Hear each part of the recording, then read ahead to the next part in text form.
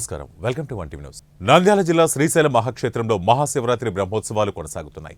ఉభయ తెలుగు రాష్ట్రాల నుంచే కాకుండా ఇతర రాష్ట్రాల నుంచి సైతం పెద్ద ఎత్తున శివస్వాములు, సాధారణ భక్తులు అధిక సంఖ్యలో క్షేత్రానికి తరలివస్తున్నారు.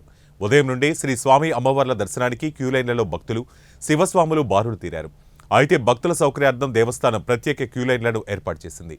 ఉచిత, శీఘ్ర, అతి శీఘ్ర క్యూలైన్ల ద్వారా భక్తుల దర్శనానికి అనుమతిస్తున్నారు.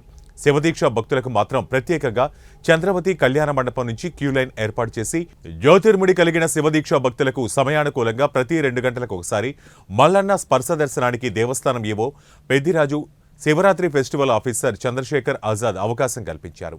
క్యూలైన్లలో వేచి ఉన్న భక్తులు అల్పాహారం, మంచినీరు, బిస్కెట్లు వారికి అందజేశారు.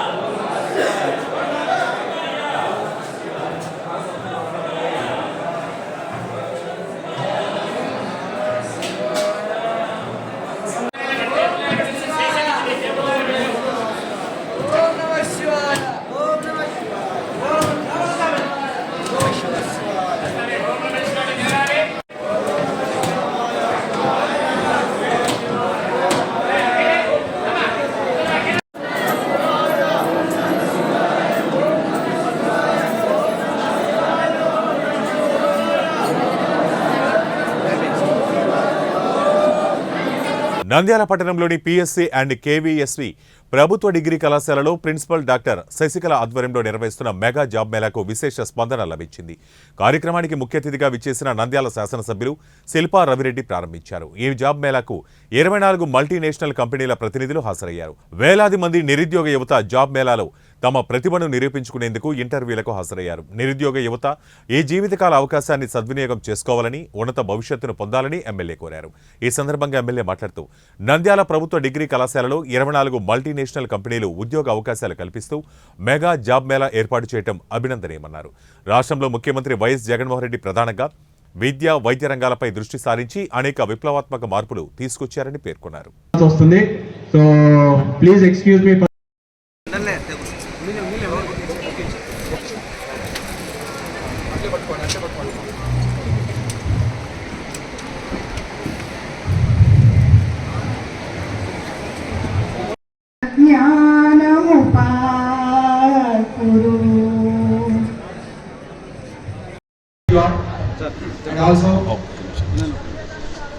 ఈరోజు నంద్యాల డిగ్రీ కళాశాలలో దాదాపు 24 కంపెనీలు ఇక్కడికి రావడం జరిగింది. దాదాపు 4000 జాబ్స్ ఆపర్చునిటీస్ ఇక్కడ కల్పించడం జరిగింది. ఈరోజు ముఖ్యమంత్రి గారు ఎడ్యుకేషన్ మీద, హెల్త్ మీద ఎంత శ్రద్ధ పెట్టారో ప్రజలందరూ కూడా గమనిస్తున్నారు. ఎడ్యుకేషన్ మీద శ్రద్ధ పెట్టడమే కాదు, బాగా ఎడ్యుకేట్ అయిన తర్వాత వాళ్ళకి మంచి జాబ్ ఆపర్చునిటీస్ కూడా కల్పించాలన్న సదుద్దేశంతో ఈరోజు స్కిల్ డెవలప్మెంట్ కార్పొరేషన్, తర్వాత హైయర్ ఎడ్యుకేషన్ డిపార్ట్మెంట్ వాళ్ళందరూ కలిసి ఇంత మంచి ఆపర్చునిటీ ఇక్కడ నంద్యాల ప్రజలకు ఇచ్చినందుకు నేను ముఖ్యమంత్రి గారికి ధన్యవాదాలు తెలియజేసుకున్నా. చాలామంది యంగ్స్టర్స్ ఈరోజు వచ్చారు. కొన్ని వేల మంది ఈరోజు అప్లై చేసుకున్నారు. మరి ఇన్ని వేల మందికి 4000 ఆపర్చునిటీ అనేది ఇది once in a life time opportunity. ఈ గోల్డెన్ ఆపర్చునిటీని ఉపయోగించుకోమని చెప్పేసి నేను పిల్లలందరినీ కూడా కోరుకున్నాను. అండ్ ముఖ్యమంత్రి గారు కూడా ఎంతో శ్రమపడి ఈరోజు ఈ 3 సంవత్సరాలు కరోనా కాలాన్ని తీసేసిన తర్వాత వచ్చిన 3 సంవత్సరాల్లోనే ఎన్నో మంచి ఇండస్ట్రీలని మన రాష్ట్రానికి తీసుకొచ్చారు. ఎన్నో ఇండస్ట్రియల్గా మన రాష్ట్రం పురోగతి సాధిస్తుంది. ఆగిపోయిన అభివృద్ధి అంతా కూడా ఇప్పుడు మళ్ళీ వేగవంతమైన పరిస్థితులు తీసుకొచ్చారు. మరి ఈజ్ ఆఫ్ డూయింగ్ బిజినెస్లో ఆంధ్రప్రదేశ్ నెంబర్ 1 రాష్ట్రంగా గత 3 సంవత్సరాలుగా కన్సిక్యూటివ్గా వస్తుంది. మరి ఇంత మంచి ఆపర్చునిటీస్ మన ఆంధ్రప్రదేశ్లో ఉన్నందుకు కంపెనీలు కూడా ఇంకా ఎక్కువ మంది ఇక్కడికి రావాలి, వచ్చి మా పిల్లలకి మంచి ఉద్యోగ అవకాశాలు కల్పించాలని చెప్పేసి నేను మనస్ఫూర్తిగా కోరుకుంటున్నాను. ఆల్వాల్ గ్రీన్ఫీల్డ్ కాలనీలో కొంతమంది వ్యక్తులు 5 ఎకరాలలో ఉన్న తమ భూమిని కబ్జా చేసి తమకు ఇబ్బందులకు గురిచేస్తున్నారని గ్రీన్ఫీల్డ్లోని ప్లాట్ల యజమానులు ఆరోపించారు.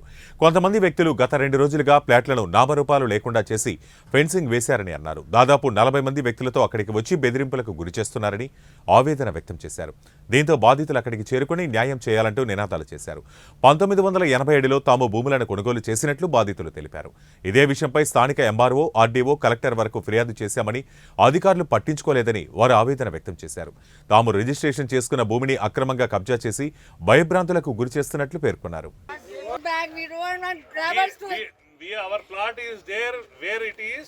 We want the barricades to be removed, which is illegally being erected.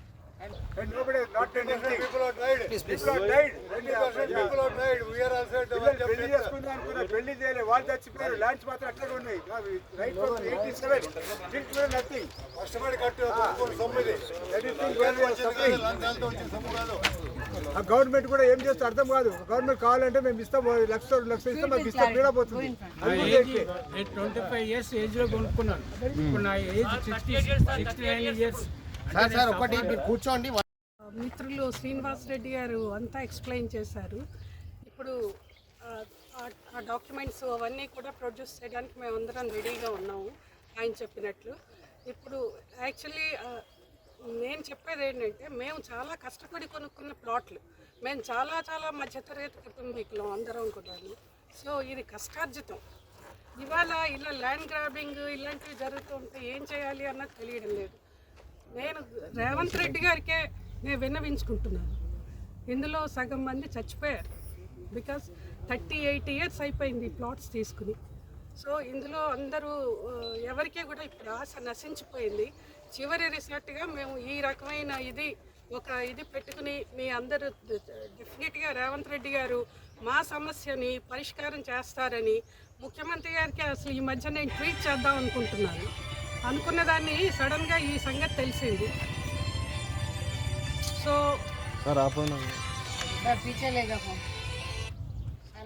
దయచేసి రేవంత్ రెడ్డి గారు పర్సనల్గా మేము లేడీస్ తరఫున అందరు మేమందరం కూడా చాలా ఇబ్బంది పడుతున్నాం. మీరు లేడీస్కి ఉచిత బస్సు సర్వీసు అలాంటివన్నీ ఇచ్చారు. సో మీరు తప్పకుండా మమ్మల్ని చూసన్నా మీరు న్యాయం చేస్తారు. ఇది కోర్టులో శ్రీనివాస్ రెడ్డి గారు చెప్పినట్టు శాశ్వత పరిష్కారం కావాలి. మాకు సిస్టమ్ మీద నమ్మకం ఉంది. ఆ సిస్టమ్ ఎట్లా చెప్తే లీగల్గా అది మేము ఫాలో అవ్వడానికి రెడీగా ఉన్నాము. దయచేసి మీరు శాశ్వత పరిష్కారం ఇవ్వండి. మేము ఈ గూండాలతో తలపడలేము. మేము ఇక్కడ ఫెన్సింగ్లు కట్టేసి ఒక రోజులో అది అయ్యే పని కాదు. మేము ఇప్పటికే చాలా డబ్బు నష్టపోయాం ఈ విషయంలో. లాయర్లకి ఇచ్చి వీళ్ళకిచ్చి వాళ్ళకిచ్చి చాలా డబ్బు నష్టపోయాం. ఇక ముందు ఇంత నష్టం మాకు కలగజేయకుండా మీరు శాశ్వత పరిష్కారం చూపించాలని నేను కోరుకుంటూ సార్ మీరు వచ్చేయండి.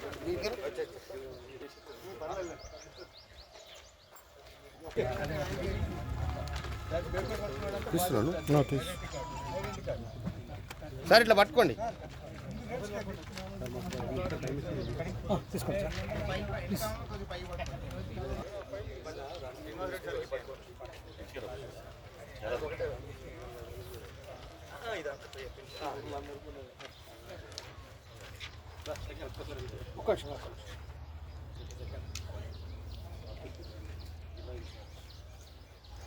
విజయనగరం జిల్లా గజపతినగరం మండలం పట్రువాడలో నూతనంగా 4,30,00,000తో నిర్మించిన బ్రిడ్జ్, గంగచోళ్లపేటలో నూతనంగా 23 లక్షలతో రైతు భరోసా కేంద్రం, 20.8 లక్షలతో వెల్నెస్ సెంటర్ భవనాలను రాష్ట్ర విద్యాశాఖ మంత్రి బొత్స సత్యనారాయణ ప్రారంభించారు. ఈ సందర్భంగా ఆయన మాట్లాడుతూ పట్రువాడ బ్రిడ్జి నిర్మాణంతో గత కొన్ని సంవత్సరాలుగా 15 గ్రామాల ప్రజలు పడే బాధలు తొలగిపోతాయన్నారు. ప్రజా సౌకర్యమే లక్ష్యంగా పరిపాలన చేస్తున్న ఘనత జగన్మోహన్ రెడ్డిదేనని అన్నారు. కలాంటి వచ్చి మన పంటలు నష్టపరిహారం కావాలన్నా ఏదో అవసరం వచ్చేస్తే అక్కడికి వెళ్ళండి. ఇంతకు ముందు దాకా మీరు గజపతినగరము, విజయనగరం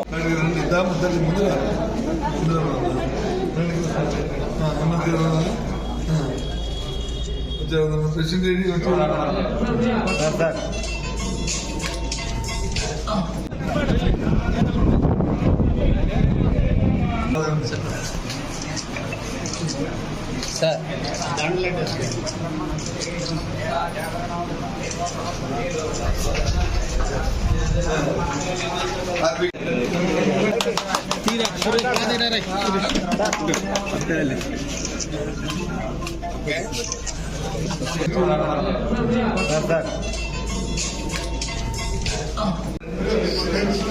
అలాగే ఎప్పటి నుంచో కోరుకుంటున్నా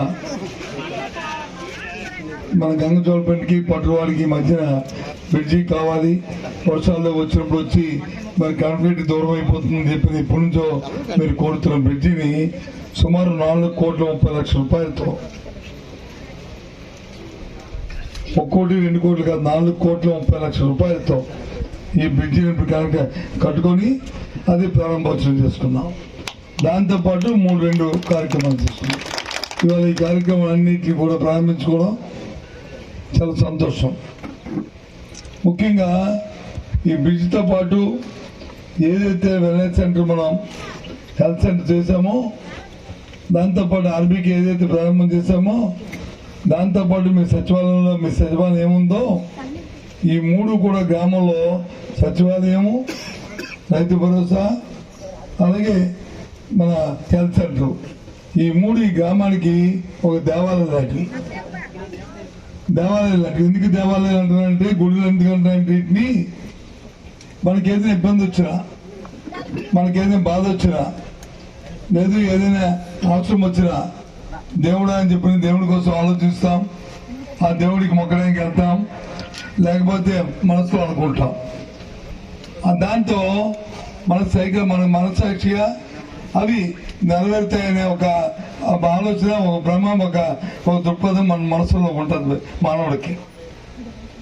ఇవాళ ప్రత్యక్షంగా ఈ రాష్ట్ర ప్రభుత్వం పెద్దలు జగన్మోహన్ రెడ్డి గారు ముఖ్యమంత్రి గారి ఆలోచనతో వాటిని 3టిని తీసుకొచ్చి ఇవాళ గ్రామాల్లో పెట్టారు.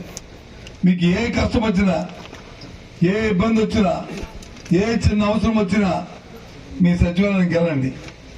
మీ తాలూకా ఒక పెన్షన్ లేకపోతే, లేదు మీకు వచ్చే అమౌంట్ రాకపోతే, లేదు మీకు ఏదైనా ఆరోగ్యం బాగపోతే, లేదు మీకు వచ్చి ఒక పుట్టుక సర్టిఫికేట్ కావాలంటే, లేదు ఇంకే కార్యక్రమం ఒక ఆరోగ్యశ్రీ కార్డు దొరకకపోతే, లేదు ఆరోగ్యం బాగలేదు నాకు వచ్చి పెద్ద ఆపరేషన్ చేసుకోవాలనుకుంటే, లేదు నా పిల్లలకు వచ్చి చదువుకు అందలేదు అనుకుంటే, మీ ఊర్లో కాలువలు బాగలేవనుకుంటే, మీ ఊర్లో రోడ్డు కావాలనుకుంటే, లేదు నీళ్ళు తాగడానికి నీళ్ళు లేవు అనుకుంటే, ఏ అవసరం వచ్చినా ఆ సచివాలయం దగ్గరికి వెళ్ళండి. హైదరాబాద్ హైటెక్ సిటీలోని ప్రైవేట్ హోటల్లో జరిగిన Telangana state annual meeting 2023-24 conference కార్యక్రమానికి ముఖ్య అతిథిగా డిప్యూటీ సీఎం బట్టి విక్రమార్క పాల్గొన్నారు. ఈ సందర్భంగా ఆయన మాట్లాడుతూ, తెలంగాణలో పెట్టుబడులు పెట్టడానికి వచ్చే పారిశ్రామికవేత్తలకు కాంగ్రెస్ ప్రభుత్వం రాయితీలు ఇవ్వడంతో పాటు పూర్తి సహకారం అందించడానికి సంసిద్ధతగా ఉందన్నారు. ఇందిరమ్మ రాజ్యంలోని కాంగ్రెస్ ప్రభుత్వం పరిశ్రమల స్థాపనకు ప్రోత్సాహకం అందిస్తుందన్నారు.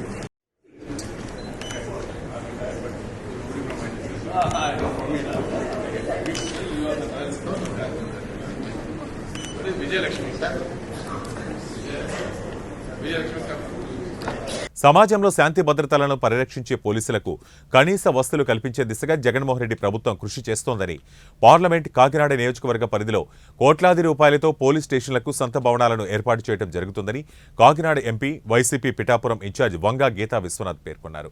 పిఠాపురం పట్టణం పోలీస్ క్వార్టర్స్ వద్ద సుమారు 70 లక్షల రూపాయల సిఎస్ఆర్ నిధులతో నిర్మించిన టౌన్ పోలీస్ స్టేషన్ నూతన భవన ప్రారంభోత్సవ కార్యక్రమం సిఐ శ్రీనివాస్ ఆధ్వర్యంలో ఘనంగా జరిగింది. రోడ్లు భవనాల శాఖ మంత్రి దాడిశెట్టి రాజా, రాష్ట్ర పోలీస్ ఐజీ అశోక్ కుమార్, కాకినాడ జిల్లా SP Satish Kumar, Kakinada MP Vanga Geetha Vishwanath, Pithapuram MLA Pendem Dorababu ముఖ్య అతిథులుగా హాజరయ్యారు. మంత్రి దాడిశెట్టి రాజాకు పోలీసు అధికారులు స్వాగతం పలికారు. అలాగే పోలీసు గౌరవవందనం చేశారు. అనంతరం మంత్రి దాడిశెట్టి రాజా శిలాఫలకాన్ని ఆవిష్కరించి రిబ్బన్ కట్ చేసి నూతన భవనాన్ని ప్రారంభించారు. స్టేషన్కి తమ కష్టం చెప్పుకోవాలంటే ఒక రకమైన ఇబ్బంది ఉండేది. ఇప్పుడు అలా లేకుండా ఫ్రెండ్లీ పోలీసింగ్గా పోలీసు వ్యవస్థ కూడా చాలా బాగా చేస్తున్నారు. ముఖ్యంగా దిశ చట్టం ప్రకారము ఇక్కడ ఇక్కడ స్టేషన్కి ఎవరైనా వచ్చినా కూడా ఉమెన్ కానిస్టేబుల్ ఉండి దిశకి ప్రత్యేకమైన కౌంటర్ కూడా ఏర్పాటు చేసి వారికి కూడా సేవలు అందించడానికి చేయటం జరుగుతుంది. కాబట్టి ముఖ్యమంత్రి గారు పోలీసు శాఖకు సంబంధించి అనేక విషయాల్లో మరి ప్రజలకి శాంతి భద్రతల విషయంలో ఎక్కడా భంగం లేకుండా పోలీసు వ్యవస్థ పనిచేసేలాగా వారు చర్యలు తీసుకోవడం జరిగింది. గౌరవ ముఖ్యమంత్రి గారు కూడా నాకు ఇలా ఈ భవనాలు నిర్మించే అవకాశం ఎంపీగా నాకు ఇచ్చినందుకు వారికి హృదయపూర్వక ధన్యవాదాలు. హోంమంత్రి గారికి కూడా హృదయపూర్వక ధన్యవాదాలు తెలియజేస్తున్నాం. రేపు 6వ తేదీన తిమ్మాపురంలో కూడా హోంమంత్రి గారి చేతుల మీదుగా ఆ పోలీస్ స్టేషన్ కూడా ప్రారంభించుకోవడం జరుగుతుంది. పిఠాపురం టౌన్ పోలీస్ స్టేషన్, కొత్త పోలీస్ స్టేషన్ ప్రారంభించడం జరుగుతుంది. సో దీంట్లో మనం ఎంపీ గారు సిఎస్ఆర్ ఫండ్స్ ద్వారా 70 లక్షలు ఈ పోలీస్ స్టేషన్కి అరేంజ్ చేయడం జరిగింది. ఇది ఒక 6 నెలల ముందు ఈ వర్క్ని స్టార్ట్ చేయడం జరిగింది. మన పాత పోలీస్ స్టేషన్ కొన్ని పాతది, అది కాకుండా ప్రజలు వచ్చి కూర్చోడానికి కానీ వెళ్ళడానికి కానీ చాలా కష్టంగా ఉన్న పరిస్థితిలో మనకి పిఠాపురం టౌన్ ఎప్పుడూ ఒక బిజీ స్టేషన్ కాబట్టి దానికి ఒక మంచి స్పేస్ బాగా పెట్టు ప్రజలు వచ్చి వెళ్ళిపోతామని కంఫర్టబుల్గా ఉండాలన్న ఒక ఉద్దేశంతో పాటు ఈ పోలీస్ స్టేషన్ కొత్తదిగా ఒకటి కట్టాలని చెప్పి నిర్ణయం తీసుకోవడం జరిగింది. మనకు లక్కీలీ ఏంటంటే ఈ ప్లేస్ కూడా మెయిన్ రోడ్లో దొరకడం అనేది చాలా ఇంపార్టెంట్.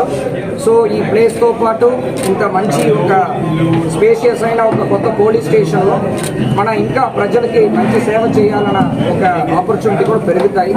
సో దీనికి మనకి తోడుగా ఉండి దీనికి అమౌంట్ శాంక్షన్ చేసిన ఎంపీ గారికి, అదేవిధంగా ఇక్కడ వచ్చేసి ప్రారంభించిన మినిస్టర్ గారికి, అదేవిధంగా హోమ్ మినిస్టర్ మేడంకి, అదేవిధంగా ఎమ్మెల్యే గారికి, మిగతా ఎమ్మెల్యే పిఠాపురం గారికి, తర్వాత ఈ పోలీస్ స్టేషన్ ఈ పొలికి తీసుకుని వచ్చిన ఎస్ఐ గారు, సిఐ గారు, ఎస్డిపిఓ గారు, అదేవిధంగా పోలీస్ సిబ్బందులకి అందరికి కూడా ధన్యవాదాలు. అదేవిధంగా ఈ కార్యక్రమానికి వచ్చిన అందరూ పాత్రికేయ మిత్రులు అందరికీ కూడా నా ధన్యవాదాలు. అదేవిధంగా ఈ పోలీస్ స్టేషన్ని నేను అడిగిన వెంటనే 6 నెలల్లో కంప్లీట్ చేసి ఇచ్చిన కాంట్రాక్టర్, అదేవిధంగా engineer, police housing board engineer AE గారు అందరికీ కూడా చాలా చాలా ధన్యవాదాలు.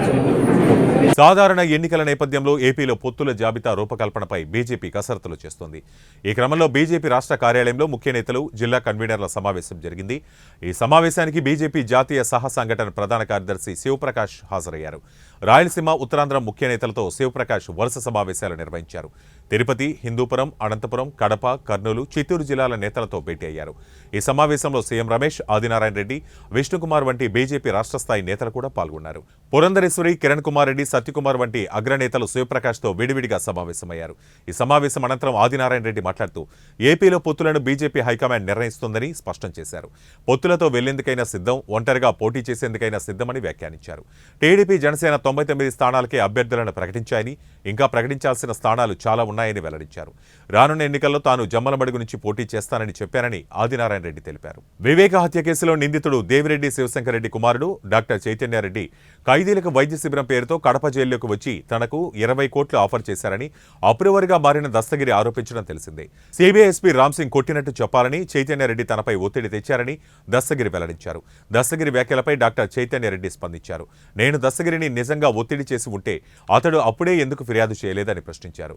ఇప్పుడు 3 నెలల తర్వాత ఆరోపణలు చేయడం వెనక ఉన్న ఉద్దేశం ఏమిటి అని నిలదీశారు. తాను కడప కేంద్ర కారాగారానికి వెళ్లింది ఖైదీలకు వైద్య పరీక్షల కోసమేనని, ఆ రోజు తన వెంట జైలు అధికారులు, వైద్యాధికారులు, సిబ్బంది కూడా ఉన్నారని, జైలులో ప్రతి చోట సీసీ కెమెరాలతో నిఘా ఉంటుందని చైతన్యరెడ్డి వివరించారు. దస్తగిరిది అత్యంత నేరపూరిత మనస్తత్వం అని, అతడు ఎవరి డైరెక్షన్లో మాట్లాడుతున్నాడో అందరికీ అర్థమవుతోందని అన్నారు.